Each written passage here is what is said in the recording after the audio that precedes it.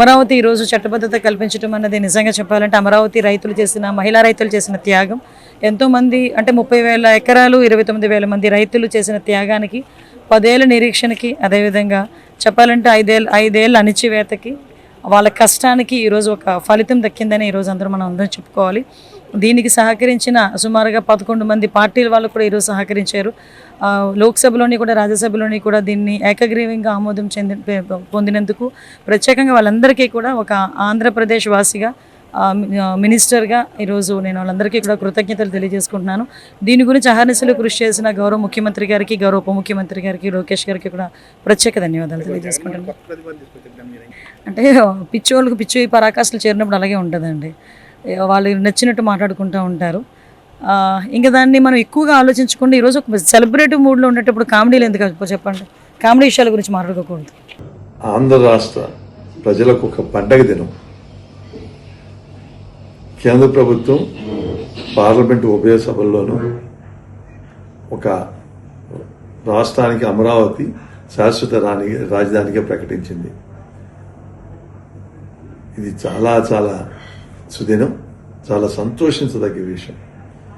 ఎందుకంటే గత 5 ఏళ్లలో ఒక వికృత క్రీడ, అది చెడు మంచిన వికృతం క్రీడకి ఒక పులి స్టాప్ పెట్టింది. దీనికి మనస్ఫూర్తిగా ఎన్డీఏ ప్రభుత్వంలో కేంద్రంలో ఉన్న ప్రధానమంత్రి నరేంద్ర మోడీ గారిని, చంద్రబాబు నాయుడు గారిని, అలాగే పవన్ కళ్యాణ్ గారిని మనస్ఫూర్తిగా ఇంత చక్కటి దినం ఆంధ్రప్రదేశ్కి ఇంకా రాబోయే రోజులు ఎవరు టచ్ చేయకుండా చేసినందుకు చాలా చాలా సంతోషంగా ఉంది. ఏదన్నా ఒక మంచి కార్యక్రమం జరిగితే మనం దాన్ని చాలా సెలబ్రేట్ చేసుకుంటారంటే పూజల ద్వారా రకరకాలుగా.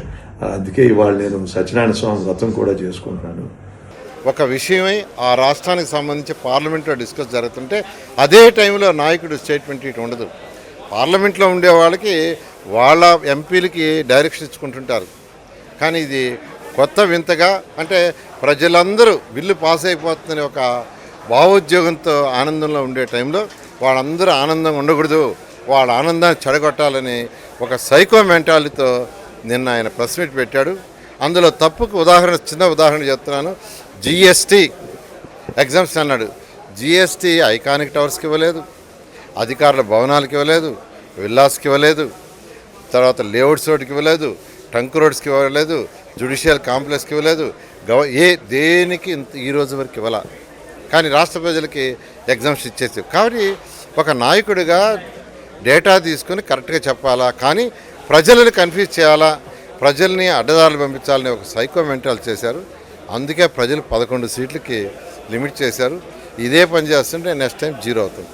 ఆంధ్రప్రదేశ్ రాష్ట్రాన్ని 2014లో ఏ విధంగా అయితే అశాస్త్రీయంగా విభజించారో మరి ఆనాటి నుండి నేటి వరకు కూడా ఆంధ్రప్రదేశ్ రాష్ట్రం ఎన్నో ఇబ్బందులు, రాజధాని లేక లేదంటే వచ్చినటువంటి పాలకులు రాజధాని మార్పు చేస్తామని చెప్పి ప్రజల్ని భయభ్రాంతులకు గురి చేసి ఇలా అనేక రకాలైనటువంటి ఇబ్బందులు పడుతూ ఈరోజు ఒక విజయోత్సవ దినోత్సవంగా మేము ఈరోజు పరిగణిస్తా ఉన్నాం. ఎందుకంటే అమరావతి రాజధానికి భారత పార్లమెంటు చట్టబద్ధత కల్పించినటువంటి పరిస్థితి ఉంది. అయితే మనం చూసుకున్నట్లయితే అనాథగా ఉన్నటువంటి ఆంధ్రప్రదేశ్ రాష్ట్రానికి ఆనాడు మరి చంద్రబాబు నాయుడు గారు ఒక దార్శనికత కలిగినటువంటి నాయకుడు ముఖ్యమంత్రిగా ఉన్నప్పుడు అన్ని ప్రాంతాలకే సమదూరంలో ఉండేటటువంటి ప్రాంతాన్ని రాజధానిగా ఏర్పాటు చేయాలని ఆనాడు ఆయన నిర్ణయం తీసుకుని అమరావతిని రాజధానిగా తీసుకోవడం జరిగింది.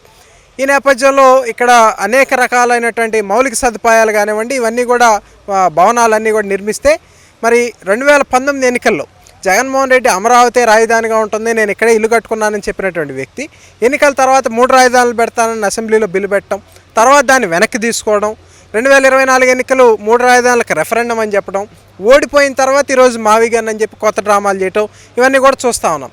అదే చంద్రబాబు నాయుడు గారు కానివ్వండి, కూటమి నాయకులంతా కూడా మొదటి నుంచి కూడా 2014 అయినా 19 అయినా 24 అయినా ఇక ముందైనా సరే అమరావతి ఆంధ్రప్రదేశ్ శాశ్వత రాజధానిగా ఉండాలని ఈరోజు చట్టబద్ధత కల్పించే పరిస్థితి దాకా వచ్చింది. అంటే ఇక్కడ ప్రజలకు అర్థమవుతూ ఉంది విశ్వసనీయత కలిగినటువంటి నాయకుడు ఎవడు, నయవంచన చేసేటటువంటి నాయకులు ఎవరు అనేది ప్రజలకి ఈ చిన్న ఉదాహరణ ద్వారానే అర్థమయ్యే పరిస్థితి ఉంది. కాబట్టి ప్రజలందరూ కూడా ఈరోజు చాలా ఆనందంగా అమరావతి మా రాజధాని అని చెప్పుకునే పరిస్థితులు తీసుకొచ్చినందుకు కూటమి ప్రభుత్వానికి ధన్యవాదాలు తెలియజేస్తూ ఉన్నారు. అదేవిధంగా మనం చూసుకున్నట్లయితే 1631 రోజుల పాటు అమరావతి రైతులు మహిళలు పడినటువంటి మనోవేదనకి ఈరోజు ఫలితం దక్కిందని మేము భావిస్తా ఉన్నాం. ఎందుకంటే ఆనాడు తమ భూముల్ని రాష్ట్ర భవిష్యత్తు కోసం ఇచ్చినటువంటి మహిళా మండలందరినీ కూడా జుట్టు పట్టుకుని రోడ్డు మీద ఈడ్చుకెళ్ళి మరి బూటు కాళ్ళతో వాళ్ళ పొత్తిళ్ళలో తనినటువంటి దృశ్యాలన్నీ కూడా ఈ రోజుకి కూడా మా కళ్ళ ముందు మెదులుతా ఉన్నటువంటి పరిస్థితుల్లో అటువంటి అరాచక శక్తులన్నీ కూడా పోయి మరి రాష్ట్రానికి మళ్ళీ ఒక స్వర్ణయుగం వైపు వెళ్తా ఉందని ప్రజలందరూ కూడా సంతోషంగా ఉన్నారు. క్యాపిటల్ని ఏర్పాటు చేయాలి అనేటటువంటి ఒక అంశం ఏదైతే ఉందో దానికి కేంద్ర ప్రభుత్వం సహకారం ఇవ్వాలని చెప్పి ఆ చట్టంలో పొందుపరచడం జరిగింది. అయితే జగన్మోహన్ రెడ్డి గారు లాంటి మతి భ్రమించినటువంటి కొంతమంది నాయకులు తుగ్లక్కులు లాంటి వాళ్ళు వచ్చి ఇక్కడ మళ్ళీ రాబోయే రోజుల్లో ఈ రాజధానికి ఎటువంటి ఇబ్బంది జరగకూడదు, ఖచ్చితంగా ఇది శాశ్వతంగా ఆంధ్రుల కలల రాజధాని అమరావతి వెలుగొందాలనే ఒక ఉద్దేశంతో ఈ చట్టబద్ధత కల్పించేటటువంటి అంశాన్ని కూడా మరి కూటమి నాయకత్వం ఎన్డీఏ ప్రభుత్వం చాలా బలంగా తీసుకెళ్ళినటువంటి పరిస్థితి ఉంది.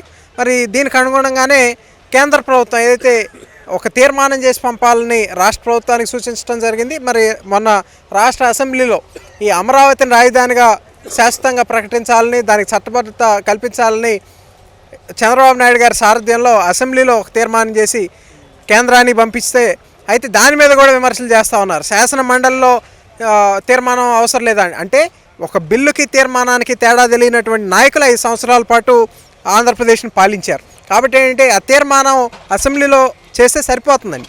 అటువంటి తీర్మానాన్ని చేసి పంపితే మరి కేంద్ర ప్రభుత్వం కూడా దాన్ని అప్రూవ్ చేసి కేబినెట్లో నిర్ణయం తీసుకొని లోక్సభలో రాజ్యసభలో అమరావతిని చట్టబద్ధంగా ఆంధ్రప్రదేశ్ రాజధానిగా గుర్తిస్తూ ఈరోజు నిర్ణయం తీసుకోవడం అనేది నిజంగా ఆంధ్రప్రదేశ్ ప్రజలందరూ కూడా హర్షం వ్యక్తం చేస్తూ ఉన్నారు. నాటి నుండి నేటి వరకు కూడా 2014 నుంచి కూడా ఏది చంద్రబాబు నాయుడు గారు చెప్తానే ఉన్నారు. అయితే జగన్మోహన్ రెడ్డి కూడా 2019లో చెప్పాడు అమరావతిని అజరామరంగా నిర్మిస్తామని చెప్పినటువంటి వ్యక్తి గెలిచిన తర్వాత మాట మార్చి అయితే 3 రాజధానుల పేరుతో నాటకం వేశాడో అప్పుడు కూడా మేము ప్రజలందరికీ కూడా 2 పాదయాత్రలు చేసి నిరసన కార్యక్రమాలు చేసి ఇవన్నీ కూడా ప్రజలందరికీ రాష్ట్రంలో ఉన్న వారందరికీ కూడా అమరావతి యొక్క విశిష్టతని, అమరావతి చరిత్రని, భవిష్యత్తులో అమరావతి ఏ విధంగా రూపుదిద్దుకుంటుందనే అంశాన్ని ప్రజలందరికీ కూడా వివరించడం జరిగింది. ప్రజలందరూ కూడా వాటితో ఏకీభవించారు కాబట్టి కూటమి ప్రభుత్వాన్ని ఎన్నుకోవడం జరిగింది. కాబట్టి జగన్మోహన్ రెడ్డి గారి ఆరోపణలకు ఏమాత్రం కూడా వాస్తవికత లేదు. అయితే నిజంగా ఒక అవినీతిపరుడు ఒక భవిష్యత్ నగరాన్ని గురించి ఇది అవినీతి ప్రాజెక్ట్ అని మాట్లాడటం అనేది నిజంగా కొంతవరకు బాధాకరం. అండ్ ఇంకోటి కూడా మనం గమనించాల్సింది ఏంటంటే పోనీ జగన్మోహన్ రెడ్డి గారికి నిజంగా చిత్తశుద్ధి ఉంటే గత 5 సంవత్సరాల్లో నువ్వు ఏ రాజధాని కట్టావు? రాష్ట్రానికి ఒక రాజధాని ఉండాలి కదా, నువ్వు ఎక్కడ పెట్టావు? చంద్రబాబు నాయుడు గారు కట్టిన అసెంబ్లీలో కూర్చున్నావు, చంద్రబాబు నాయుడు గారు కట్టిన సచివాలయంలో పరిపాలన చేసావు, చంద్రబాబు నాయుడు గారు వేసిన రోడ్ల మీద ఇక్కడ తిరిగావు. అంటే ఇందులో ఏమాత్రం అవినీతి లేదు. మరి నిజంగా అవినీతి ఉంటే గత 5 సంవత్సరాల్లో నువ్వే కదా ముఖ్యమంత్రివి, ఆనాడు నిరూపించి ఉండొచ్చు కదా. అంటే ఏరు దాటేశాక తెప్ప తగలేసే రకం జగన్మోహన్ రెడ్డి వాళ్ళ పార్టీ కూడా. కాబట్టి వాళ్ళకి ఈరోజు మాట్లాడే అర్హత కూడా లేదని కూడా ఈ సందర్భంగా తెలియజేస్తా ఉన్నాను. ఉభయ చట్టసభల్లోనూ పార్లమెంట్లోనూ ఇక్కడ లోక్సభలోనూ ఈ అమరావతి బిల్లు ఏకైక రాజధానిగా అమరావతి బిల్లు పాస్ అయినందుకు రాజధాని అమరావతి రైతులుగా మేమందరం కూడా ఎంతో సంతోషంగా ఫీల్ అవుతున్నాం, ఆనందంలో తేలియాడుతున్నాం. ఈ సందర్భంగా ఈరోజు ముఖ్యమంత్రి గారు గౌరవనీయులు శ్రీ నారా చంద్రబాబు నాయుడు గారు ఏదైతే శంకుస్థాపన చేసిన ప్రదేశానికి పవిత్రమైన మట్టి నీరుని తెచ్చి ఇక్కడ అందరినీ అన్ని నదుల నుంచి అన్ని పవిత్ర స్థలాల నుంచి మట్టిని సేకరించి ఇక్కడ పెట్టి ఈరోజు పూజల కోసం వస్తున్నారు. మేము దాన్ని ఎదురేగి ఆయనకి స్వాగతం చెప్తాం. అలాగే ఉభయ సభల్లోనూ మాకు అమరావతి బిల్లుకి మద్దతు ఇచ్చిన ప్రతి పార్టీ కూడా ఎవరైతే అమరావతికి మద్దతు తెలిపిన పార్టీలు ఉన్నాయో జాతీయ పార్టీలు కానివ్వండి ప్రాంతీయ పార్టీలు అన్నిటికీ కూడా చేతులెత్తి పేరున ధన్యవాదాలు తెలుపుతున్నాం. అలాగే గత 5 సంవత్సరాలు ముఖ్యమంత్రిగా పరిపాలన చేసినటువంటి జగన్మోహన్ రెడ్డి నిన్న మాట్లాడుతున్న మాటలు మీరు గమనించే ఉంటారు. మీడియా మిత్రులు కూడా మేము సూటిగా ఒక ప్రశ్న అడుగుతున్నాం. ఒక మీడియా సమావేశానికి వెళ్ళినప్పుడు ఎదుటి వ్యక్తి చిన్నపిల్లల్లాగా మీ అమూల్యమైన సమయాన్ని వృధా చేస్తూ రాష్ట్రాన్ని గేలి చేస్తూ అతను నోటికి వచ్చిన మాటలు మావి కనిపెట్టండి, పేరా కనిపెట్టండి, మీ ఇష్టం వచ్చినట్టు పెట్టండి, లేదంటే మూడు ప్రాంతాలు కాదు 30 ప్రాంతాలు కలపండి అని మాట్లాడుతున్నప్పుడు మీ మీడియా మిత్రులు కూడా మీరెంతో చదువుకొని ఉన్నత స్థానాల్లో ఉన్నవాళ్ళు మీరు వాళ్ళని క్వశ్చన్ చేయాలి. మీరు మీ దగ్గర నుంచి కూడా అవతల వ్యక్తికి సూటి ప్రశ్నలు వెళ్ళకపోతే అతను మాట్లాడుతున్నది నిజమేనని నమ్మే పరిస్థితులు అల్ప జనానికి ఉంటాయి. అంటే కొంత ఆలోచన లేని వాళ్ళు ఇది నిజమేనేమో అనుకుంటారు. అతను ఏం మాట్లాడుతున్నాడు, ఎకరానికి 2 కోట్లు కావాలంటాడు. అయ్యా, ఎకరానికి 2 కోట్లు మా కోసం కాదు జగన్మోహన్ రెడ్డి గారు, మీరు గమనించాలి. ఇక్కడ మౌలిక వసతులంటే రేపు రాబోయే కంపెనీలకు కానివ్వండి, స్కూల్స్కి కానివ్వండి, కాలేజీలకు కానివ్వండి, ఇండస్ట్రీలకు కానివ్వండి, ఇక్కడ జీవనానికి బయట నుంచి వలస వచ్చిన వాళ్ళందరికీ జీవన విధానాలకు సరిపోని విధంగా లేఅవుట్ డెవలప్మెంట్కి కావాల్సిన డబ్బు అది. అంతేగాని రాజధాని రైతులు ఫ్లాట్లు డెవలప్ చేయడానికి కాదు. మీరు ఒకసారి గుర్తుపెట్టుకోవాలి, 5 సంవత్సరాలు ముఖ్యమంత్రి చేశారు మీరు. పెట్టుబడి పెట్టేది ఎందుకు?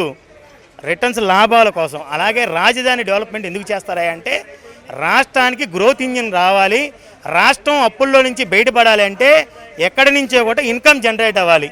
మీరే చెప్తున్నారు అప్పులు ఇచ్చి ఉద్యోగాలకు ఇవ్వాలంటే అప్పులు చేసే పరిస్థితి అని. కానీ ఆ పరిస్థితి నుంచి ఈరోజు అమరావతి లాంటి సిటీ ఆంధ్రప్రదేశ్కి అవసరం ఉన్నదని సామాన్య ప్రజానికంగా మేము తలపోస్తున్నాం. అమరావతి లాంటి సిటీ ఒక ఆంధ్రప్రదేశ్కి ఉంటే రాబోయే 10 సంవత్సరాల్లో నువ్వు చెప్తున్నావు అది ఎన్ని లక్షల కోట్లు చేరిద్దో అని. నీకు అసలు ఆలన్నా వచ్చో లెక్కలు వచ్చో రాదో నాకు తెలియట్లా. నీకు చదువు చెప్పిన లెక్కల మాస్టర్ ఎవరో చెప్తే ఆయన కాళ్ళకు దండం పెడతాం మేము. నీకు అసలు లెక్కలు అసలు శుద్ధా వచ్చినట్లేదు. 1,00,000 కోట్లు పెట్టుబడి అంటావు, 10 లక్షల కోట్లకి వెళ్ళిద్ది అంటావు. నీకు అసలు మైండ్ పని చేస్తాం లేదు, మాకు అర్థం కావట్లా. ముందుగా ఎన్డీఏ ప్రభుత్వం సాహసోపేతమైన నిర్ణయం తీసుకొని 2 రోజుల్లో ఏపీ రీఆర్గనైజేషన్ యాక్ట్ని సవరించి రాజధానికి ఊతమిచ్చే విధంగా స్థిరమైన రాజధానిగా ఏర్పాటు చేసినందుకు ప్రధాని మోడీ గారికి, అమిత్ షా గారికి, ఈ బిల్లును సమర్థించిన ప్రతి ఒక్క పార్లమెంటరీ పార్టీ, జాతీయ పార్టీల నేతలకు అందరికీ కూడా ధన్యవాదాలు, అభినందనలు తెలియజేస్తూ అమరులైన 200 మందికి పైగా ఈ ఉద్యమ పోరాటంలో అమరులైనటువంటి రాజధాని రైతు అమరవీరులకు జోహార్లు సమర్పిస్తూ సుదీర్ఘకాలం ఒక్క రక్తపు చుక్క కూడా చింతకుండా ఉద్యమ పంద మరింత తీవ్రంగా కొనసాగించి శాంతియుతంగా, ముఖ్యంగా మహిళల నాయకత్వంలో కొనసాగించి ప్రభుత్వాన్ని ఏ విధంగా అయినా సరే ఒక మంచి మార్గంలో తీసుకొచ్చి శాంతియుతంగానే రాజధాని నిర్మాణం చేయించేలాగా పోరాడారు. కానీ సాధ్యపడలేదు ప్రభుత్వం మొండి వైఖరి కారణంగా. కానీ అటువంటి వైఖరిని విడనాడి అభివృద్ధి చేసుంటే ఈ పరిస్థితి దాపురించేది కాదు. అసలే విభజిత రాష్ట్రం లోటు బడ్జెట్తో మరి రాజధానిని కోల్పోయి ఉన్నటువంటి పరిస్థితుల్లో రాజధానిని మరి ఆది నుంచి మళ్ళీ నిర్మాణం చేసుకునే పరిస్థితి అంటే కొంచెం సంక్షోభమైన ఆర్థిక సంక్షోభంలో అసాధ్యం. మరి ఆనాడు ముఖ్యమంత్రి గారు తీసుకున్న నిర్ణయం కానీ రైతులు సాహసోపేతంగా ఇచ్చిన 33,000 ఎకరాలు సాహసోపేతంగా ఇచ్చి త్యాగం చేసే, ఒక రకంగా చెప్పాలంటే త్యాగం, అటువంటి త్యాగానికి వెళ్ళకట్టి జీరోగా తీసుకొచ్చినటువంటి గత ప్రభుత్వానికి కొద్దిగా ఈ దురాలోచన ఎందుకు వచ్చిందో అది దేవుడికే తెలియాలి. కానీ ఆ పందా కాకుండా ఇంకొక రకంగా మన రాష్ట్రం, మన రాజధాని అనే పందాలో అభివృద్ధి చేసుకుని ఉంటే ఇంకో రకంగా ఉండేది. అటువంటి ఆలోచన గత ప్రభుత్వానికి రాకపోవడం శోచనీయమైన విషయం. కొద్దిమందికి ఇంక్విజిటివ్ పర్సనాలిటీ ఉంటుంది, ఉత్సుకత అనేది. ఈ వాల్ పోస్ట్ చూసి దీంట్లో ఏముందో, ఈ సినిమాలో ఏదో చాలా ఇదిగా ఉంది, కానీ సభ్య సమాజం ముందర ధైర్యంగా ఆ సినిమాలే పోలేదు, దొంగగా పోతారు, ఎదురు చూస్తూనే ఉంటారు వాళ్ళు కోరిక రావాలని, అది రాదు. చివరిలో ఎవడన్నా చూస్తాడేమో అని సినిమా ఇడుచుకుంటే మళ్ళీ పరిగెత్తి వస్తారు. మళ్ళీ ఎన్నికలు వస్తే వీళ్ళు తప్పించుకొని బయటికి పోలేరు కాబట్టి అన్ని ఓర్చుకున్నారు. నువ్వు పదాలే కట్టుకొని తిరుగుతానే ఓర్చుకున్నారు. 5వ సంవత్సరంలో నీకు 11 సీట్లకు పడేసినారు. చరిత్రలో ఇంత నికృష్టపు పరిస్థితి దాపరించినటువంటి మొదటి పార్టీ వైఎస్ఆర్సీపీ పార్టీ. అటువంటి తిరస్కరింపబడినటువంటి నాయకుడు ఎవరైనా ఉన్నారంటే జగన్మోహన్ రెడ్డి. మీ ఆలోచన సరళే బాగలేదు, మీ మానసిక పరిస్థితి బాగలేదు. Like minded people get together అని ఒకే రకమైనటువంటి మనస్తత్వం ఉండే వాళ్ళు ఒకే చోట గుడిపడతారని. ఈ సైకలాజికల్ డిజార్డర్ ఉండే జగన్మోహన్ రెడ్డి పార్టీలో అంత సైకలాజికల్ డిజార్డర్ ఉండే వాళ్ళే సైకోసే ఉండాలి, సరైనటువంటి వ్యక్తులు లేరు. అందుకని ఈ పార్టీ రాష్ట్రానికి అరిష్టం. పదే పదే చెప్తాను, కరోనా వైరస్ కంటే డేంజర్ ఇది. Jaganmohan Reddy YSRCP party injurious to Andhra Pradesh. ఇది మా క్యాప్షన్, మా స్లోగన్. ఇది దీంట్లో అనుమానం ఏం పెట్టుకోవద్దు. అమరావతి రాజధానికి ఈ రోజున నీలాంటోడు మళ్ళీ మతిస్థిమితం లేనటువంటి వ్యక్తులు ఈ రాష్ట్రంలో ఇప్పుడు కాదు, నీకైతే అవకాశం లేదనుకో, భవిష్యత్తులో ఎప్పుడైనా మళ్ళీ ఎవడన్నా తిక్కలోడు వచ్చినా కానీ ఈ రాజధాని చెడగొట్టకూడదనే ఉద్దేశంతోనే చట్టబద్ధత కల్పించేటువంటి క్రమంలో ముఖ్యమంత్రి గారు, ప్రధానమంత్రి గారిని, కేంద్ర ప్రభుత్వంని, ఎన్డీఏ కూటమిని సంప్రదింపులు జరిపి అసెంబ్లీలో మళ్ళీ తీర్మానం చేసి కేంద్ర ప్రభుత్వానికి ప్రతిపాదనలు పంపించి పార్లమెంటు సమావేశాలు జరుగుతున్నాయి.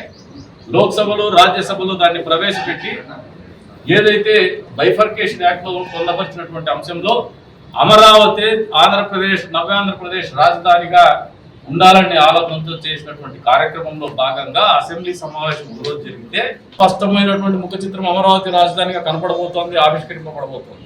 ఆంధ్ర రాష్ట్ర ప్రజానికానికి ఒక ప్రజ్వలమైనటువంటి రోజు, ఒక పవిత్రమైన రోజు. ఈరోజు ఒంటిమిట్టలో శ్రీ సీతారాముల వారి కళ్యాణం.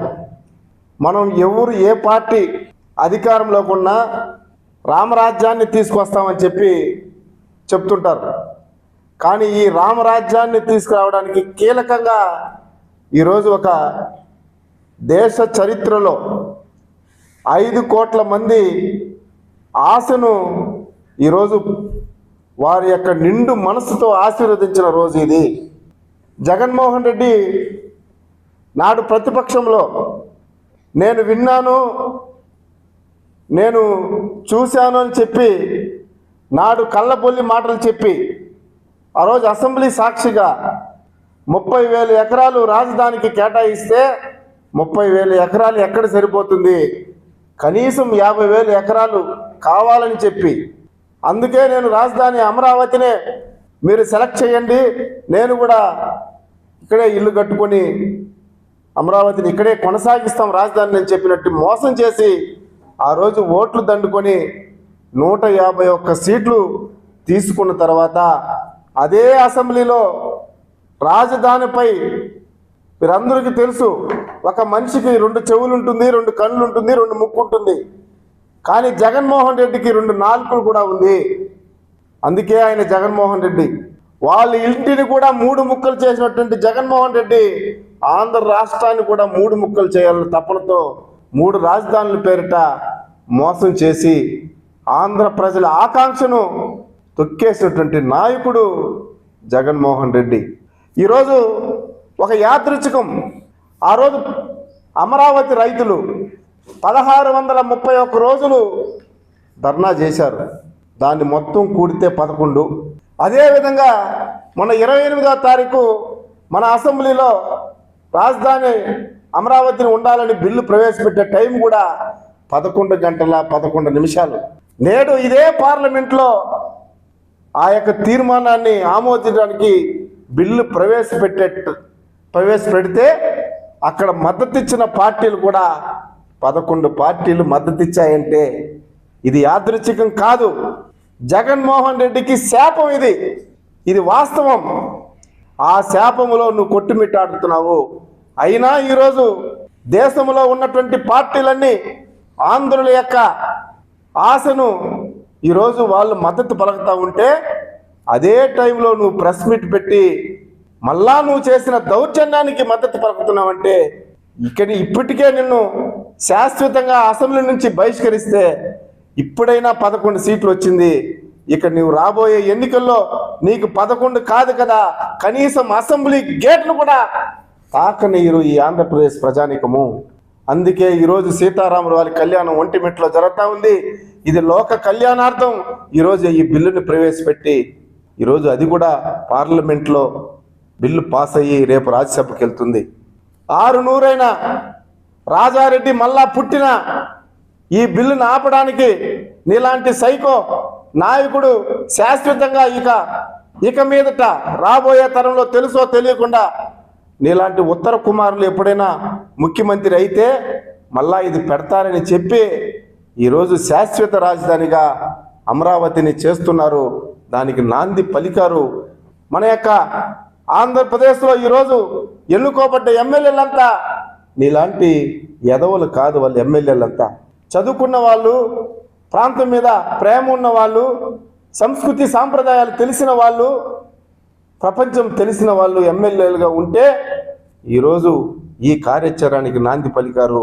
ఆంధ్రప్రదేశ్ చరిత్రలో మర్చిపోలేని రోజు, చారిత్రాత్మకమైన రోజు. రాజధాని ప్రాంతం అమరావతి కావాలని కలలుగన్న ప్రతి ఒక్కరికి కూడా ఈరోజు ఖచ్చితంగా గుర్తుండిపోయే రోజు. మరి ఇప్పుడు నేను పార్లమెంట్లో ఆమోదం అయింది, ఈరోజు కూడా చట్టబద్ధత చేస్తున్నారు. ఈ అమరావతి అనేది రాజధానిగా ఉండాలని చెప్పేసి ప్రతి ఒక్కరు ఏ రకంగా అయితే కోరుకున్నారో దానికి ఈరోజు అందరి యొక్క కళ నెరవేరబోతుంది. ప్రతిపక్ష నేత మాజీ ముఖ్యమంత్రి వర్యులు జగన్ గారు మచిలీపట్నంలో MA, విజయవాడలో VI, గుంటూరులో GN గన్ను మావిగన్ పేరుతో పెట్టాలన్నారు. అంటే మొదటి నుంచి కూడా ఆయనకి అమరావతి మీద ఒక స్పష్టత లేదు, ఒక ఇష్టం లేదు. వాస్తవంగా అసలు అమరావతి రాజధాని అని ఏ రోజైతే చంద్రబాబు నాయుడు గారు ఆ రోజున ప్రకటించారో ఆ రోజు నుంచి కూడా విషంగా ఒప్పుతున్నారు ఆయన. ఎందుకంటే మరి ఆయనకి అమరావతి ఉండటం మూలన ఆయనకి వచ్చిన నష్టమేంటో, దానివల్ల ఆయనకు వచ్చిన కష్టమేంటో మనకైతే తెలియదు. ప్రతి ఒక్కళ్ళు కూడా రాజధానికి ఇక్కడ ఉండాలనుకున్నప్పుడు వాళ్ళు ఎప్పుడైతే రాజధానిని 3 రకాలుగా అంటే 3 ముక్కలాట చేసి రాజధాని 3 రకాలుగా చేశారో ఆ రోజునే వాళ్ళ యొక్క అస్తిత్వం కోల్పోయారు, వాళ్ళ యొక్క ఉనికిని కూడా కోల్పోయారు. మరి చూసాం కదా, మీరు ఎప్పుడైతే 3 ముక్కలాట ఆడారో ఆ రోజునే మీ యొక్క పతనం మొదలైంది. మరి ఆంధ్రప్రదేశ్ ప్రజలు మిమ్మల్ని 11గా తీసుకొచ్చేసారు. మళ్ళీ సవరణ చేస్తామంటే అసలు మీరు వస్తే కదా సవరణ చేయడానికి కానీ లేకపోతే ఇంకో బిల్లు పెడతానికి కానీ ఇంకా మిమ్మల్ని ప్రజలు ఎలా నమ్ముతున్నారని ఇంకా మీరు ఆశలు పడుతున్నారు నాకైతే అర్థం కావట్లా. ప్రజలు ఏ రోజున మిమ్మల్ని నమ్మటం మానేశారు, మిమ్మల్ని 11 స్థానాలు తీసుకొచ్చారు. అయినా కూడా మీకు ఇంకా దానికి ఏమనాలో కూడా మాకు తెలియట్లా. ఆ కృష్ణా గుంటూరు జిల్లాలో ఎవరు కూడా మీకు కొట్టారు. మీరు ఎప్పుడైతే టీవీ దగ్గరికి వచ్చి మాట్లాడతారో, మీరు ఎప్పుడైతే ప్రెస్ మీట్ పెట్టుకుని మాట్లాడుకుంటారో మీ యొక్క స్థానం ఇంకా తగ్గుకుంటూ వస్తూ ఉంటుంది. అంతకన్నా ఏముండదు. మీరు వచ్చే పరిస్థితి లేదు, ప్రజలు మిమ్మల్ని నమ్మరు, ప్రజలు ఇంకా మిమ్మల్ని సీట్లలో కూర్చోబెట్టుకుంటారని కూడా మీ భ్రమ. ఎందుకంటే ఒక బీసీల యొక్క ఉనికిని కాపాడుకోవడానికి ఈ రక్షణ చట్టాన్ని ప్రతిపాదించారు మినిస్టర్ గారు. ఈ రక్షణ చట్టం మీద మొన్న ఒక కమిటీ వేసి ఆ కమిటీలో అన్నీ కూడా మాట్లాడుకున్నారు. అంటే బీసీల యొక్క ఆత్మగౌరవాన్ని కానీ బీసీల యొక్క అస్తిత్వాన్ని కానీ కాపాడుకోవడానికి ఈ రక్షణ చట్టం. ఎందుకంటే మిగతా కులాల్లో కూడా రక్షణ చట్టం అనేది ఉంది, SC ST వాళ్ళలో కూడా. ఎందుకంటే ప్రతి ఒక్క వ్యక్తి కూడా వాళ్ళ యొక్క కమ్యూనిటీకి పరంగా లేకపోతే ప్రతి ఒక్క సామాజికంగా గౌరవం దక్కాలనుకున్నప్పుడు బీసీ యొక్క రక్షణ చట్టం కంపల్సరీగా కావాలి. 2019లో మనకు విభజన జరిగింది తెలంగాణ మరియు ఆంధ్రప్రదేశ్కి. ఆ సమయంలో మా నారా చంద్రబాబు నాయుడు గారైన మా ముఖ్యమంత్రి వర్యులు, ఈరోజు ముఖ్యమంత్రి వర్యులు రోజు ఎంతో కష్టపడి ఎంతోమంది రాజధాని కోసం రైతులు వాళ్ళకి భూమి ఇచ్చి రాజధాని కోసం క్యాపిటల్గా ఆయన ఆ రోజు 2019 నుంచి 2024 వరకు సీఎంగా ఉన్న తర్వాత రాజధాని ఇక్కడే కట్టాలని చెప్పి ఎంతో ప్రయత్నించారు. దాని తర్వాత ఈ రాజధాని పనికిరాదని చెప్పేసి 2019 నుంచి 2024 వరకు చేసిన జగన్ గారు ఈ రాజధాని 3 ముక్కలాట ఆడి ఈ రాజధానిని ఎంతో నాశనం చేసిన ఘనత మా జగన్ గారిది. అయినా కానీ నారా చంద్రబాబు నాయుడు గారు పట్టు వదలకుండా ఇచ్చిన మాట ప్రకారం రాజధాని కోసం ఆయన కట్టుబడి ఉండి ఎలాగైనా సాధించాలని చెప్పి అమరావతి రైతులు అందరూ బాగుండాలని చెప్పి మనకు క్యాపిటల్ లేదు, ఈ క్యాపిటల్ కోసం ఆయన ప్రయత్నించిన ప్రయత్నాలు ఈరోజు ఫలించబోతున్నాయి. బిల్లును తీసుకెళ్ళి పార్లమెంట్లో పెట్టారు. ఈ పార్లమెంట్లో పెట్టిన తర్వాత ఈ పార్లమెంట్లో బిల్లు కూడా ఈరోజు మనకు వస్తూ ఉన్నది. అది పాస్ అయిపోయింది. అది మనకు మెజారిటీ ఉన్నది కాబట్టి రాజధాని కోసం అన్ని షరతులతో కూడిన ప్రభుత్వం, కూటమి ప్రభుత్వం మనకు ప్రసాదించబోతుంది. ఈరోజు తెలుగుదేశం పార్టీ కార్యకర్తలకు ఒక పండుగ రోజు. నారా చంద్రబాబు నాయుడు కలిగిన కళ నెరవేరబోతుంది. అందరికీ ప్రతి వాళ్ళకి మనకు ఆంధ్రప్రదేశ్లో ఉంటున్నాం కానీ మనం అమరావతి అనేది మనకు క్యాపిటల్ అనేది లేదు గతంలో. కానీ జగన్ వచ్చిన తర్వాత ఒక నమ్మకం ఉండేది వస్తుందని చెప్పేసి. కానీ ఆయన కూడా ఈ ప్రభుత్వాన్ని సర్వనాశనం చేసిన ఘనత జగన్ గారు.